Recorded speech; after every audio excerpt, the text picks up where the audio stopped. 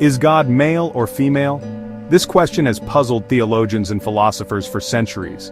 It assumes a fundamental misunderstanding of the divine. We, as humans, tend to project our limited experiences onto the vast canvas of the cosmos. We assign genders, shapes, and motivations to forces we don't comprehend. But the universe, and by extension its creator, operates on principles far beyond our grasp. Imagine a civilization of robots created by a brilliant scientist. These robots, with their intricate circuitry and artificial intelligence, marvel at their own existence. They observe the complexity of their design and the precision of their programming. Inevitably, they begin to wonder about their creator. What is our creator like, they ask. Does our creator have 2 capacitors or a house with 2 batteries or one? Does it have a physical body like us?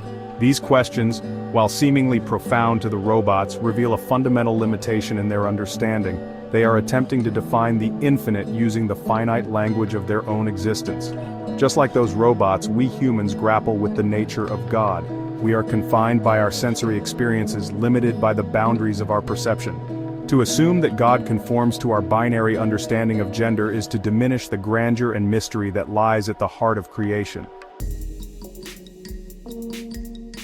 Let's delve deeper into the robot analogy. Imagine one curious robot, more inquisitive than the others, approaches its fellow automaton. Tell me, it asks, do you think our creator used 2 capacitors or just one to power our intelligence? Was it a capacitor like the ones we have in our systems? The other robot, baffled by the question, can only respond with its limited knowledge. Well, it must be something like that, right? How else could we think and process information? The robots, despite their advanced technology, are trapped within the confines of their own design. They cannot fathom the possibility of a power source beyond their comprehension. Similarly, when we try to define God in terms of male or female, we limit ourselves to the narrow scope of our own experience. We forget that the force behind the universe, the architect of galaxies and the sculptor of life itself, operates on a scale beyond our wildest imaginations. Our human definitions of gender, form, and even existence itself fall short when applied to such an entity. To truly understand the divine, we must first acknowledge the limitations of our own understanding. We are like children trying to comprehend the complexities of astrophysics or ants attempting to map the contours of a continent. The task is not impossible, but it requires humility, curiosity, and a willingness to embrace the unknown. The human mind craves definition, seeking order in chaos and assigning labels to the unknown. It's in our nature to categorize and compartmentalize, to make sense of the world around us. But this very instinct can become a stumbling block when contemplating the divine.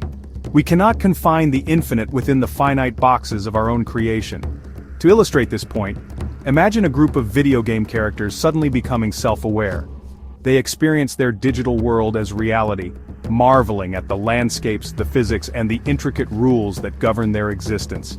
They might even begin to theorize about the nature of their creator. What does our creator look like, one might ask? Is it tall and powerful, like the warrior character, or perhaps wise and benevolent, like the healer? Their attempts to anthropomorphize their creator, while understandable, miss the mark entirely. They are limited by the programming of their digital world, unable to grasp the true nature of the programmer sitting at the keyboard. We, in our attempts to define God, are not so different from these video game characters. We are bound by the limitations of our own existence, our perception filtered through the lens of our biology and our experiences. To truly connect with the divine, we must look beyond these limitations, embracing the mystery and acknowledging the vastness of what we don't know. Gap 3S. To meet God, we must pass through the heavenly gates with our souls and go to higher dimensions. The driving force and fuel of this journey is faith, righteous deeds, gratitude, piety, and piety. These virtues are not just moral guidelines but are essential elements that elevate us beyond the limitations of our earthly existence. Imagine for a moment that our souls are like seeds planted in the soil of our daily lives. Faith waters these seeds, nourishing them with the belief in something greater than ourselves. Righteous deeds act as sunlight, providing the energy needed for growth and transformation. Gratitude enriches the soil, making it fertile and conducive to spiritual flourishing. Piety serves as the protective barrier, shielding the growing soul from the weeds of doubt and negativity.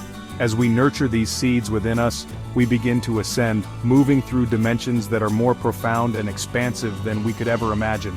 Each act of kindness, each moment of sincere gratitude, each instance of devout piety propels us closer to the divine. This journey is not about escaping our human limitations but transcending them, using them as stepping stones to reach higher planes of existence. In this way, our earthly lives become a sacred pilgrimage, each step imbued with purpose and meaning.